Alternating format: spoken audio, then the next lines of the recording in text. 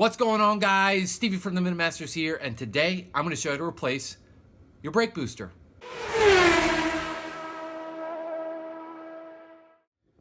So for those who aren't familiar with your brake booster, that's it. That big round disc thing right here. Okay, and it's just attached to the back of the master cylinder. I had my PA vehicle inspection. They said it started leaking, so I got to replace it. And there's the new one right there. So to start this thing off, you're going to want to undo this bolt here, and there's one just on the other side right there, and that will allow us to pull the master cylinder off. You don't have to undo any of the lines going to the master brake cylinder, which is great because then we won't have to bleed it. So I'm going to take off those two bolts, pull the master cylinder away, and I'll bring you guys right back. As you can see, I have the master brake cylinder removed and pulled forward. Just remember, be gentle. These are brake lines. You do not want to mess those up.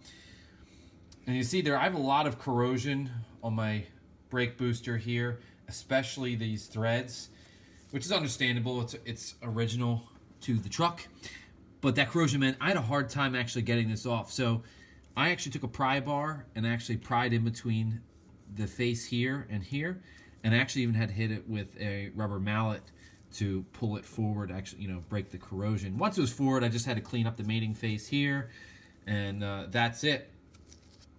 Now, all that's left for this side is undo this hose that goes to this check valve, and then we can go inside the truck and start taking the bolts off and other connections for that side, and essentially this can come off.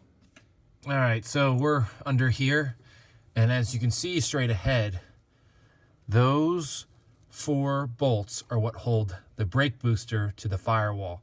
So you undo those, and then if I can just squeeze my hand up in here at the same time, this is the rod that comes out the back side of your brake booster. There's that yellow thing right there. That's actually a pin.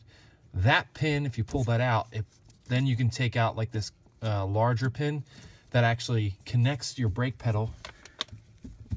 That's it right here, to the brake switch, and of course to that rod. So once you pull both those pins out and all 4 of those bolts, we can actually pull the brake booster through the firewall and remove it entirely. I just want to bring you guys back here for a quick second. As you can see, here's the brake switch, and it is removed. Now, here is your brake pedal here, and you see how it has that rod that sticks off the side. That's what goes through this piece here, which is what comes out of your brake booster. Okay, now inside that piece is a bushing, which actually just fell out. That's this piece right here, goes in that direction.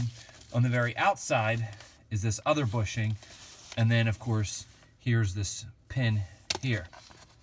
Okay, so don't lose those little pieces or this won't go back the way it is, but I just want to show you that before I remove the brake booster entirely. And here we are, guys, our old brake booster fully removed. As you can see, the main hole where the rod and that boot go through, and then our 4 bolt holes. It really is quite that simple, and putting it back in is the complete reverse, so I won't cover that, but there's one vital step you need to know before you put your new one in, and that is this shaft here, okay? It has adjustment, as you can see. Now, according to the spec contained in a Haynes manual and by Ford I've seen online, is it has to be 0.995 inches. Guys, that's basically an inch. So I measured my new one to be out an inch.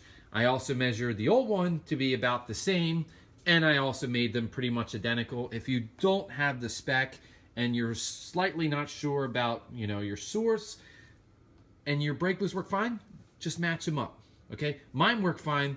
The inspector faulted me because it was leaking, okay? So just match them right up. After that, like I said, very simple. Just plug it back in, put your 4 bolts on there, connect up that little rod there with the bushings and that pin as I showed you earlier. Then connect your master cylinder with your 2 nuts, and then connect your vacuum line right here to this check valve, and you're done. That's it. Back in business, baby. No more failed inspections. I mean, that's it. I can't say how easy that is. So guys, if you like this video, hit the subscribe icon. Check out some of my other videos. I'm Stevie from the Minute Masters. Thanks for watching.